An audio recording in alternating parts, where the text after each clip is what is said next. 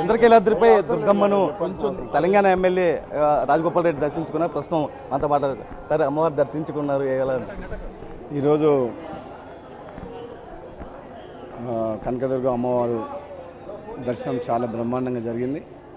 ఇక్కడ దేవస్థాన అధికారులు, మునుగోడు నియోజకవర్గం నుంచి నాతో పాటు వచ్చిన మా మిత్రులు, మా శ్రేయోభిలాషులు అందరం కలిసి మంచిగా దర్శనం చేసుకోవడం జరిగింది.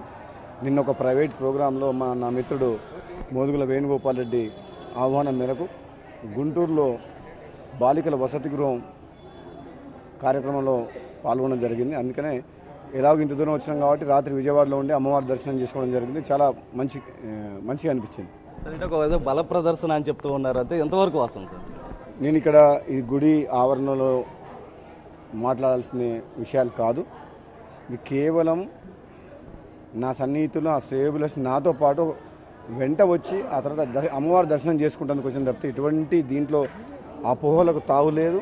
అనవసరంగా దీన్ని గందరగోళం సృష్టించొద్దు. నేను ఎక్కడికి పోయినా నాతో పాటు ఉండే నా శ్రేయోభిలాషి, మా నియోజకవర్గ ముఖ్య నాయకులు కూడా నాతో పాటు గుడికి అంటే కనకదుర్గ టెంపుల్ కంటే వచ్చింది తప్పితే ఇందులో వేరే ఉద్దేశం లేదు. అంటే మాజీ ముఖ్యమంత్రి జగన్ కూడా కలబోతున్నారంటే కూడా నిన్నటి నుంచి ఒక ట్రోల్ నడుస్తుంది. అటు తెలంగాణ నుంచి కూడా ప్రచారం జరుగుతున్నటువంటి నిన్ననే నేను మార్గ మధ్యంలో చిట్యాల మండలంలో మీడియా క్లియర్గా చెప్పడం జరిగింది. అనవసరంగా నా మీద ఈ మధ్యన సోషల్ మీడియాలో దుష్ప్రచారం చేస్తుండ్రు.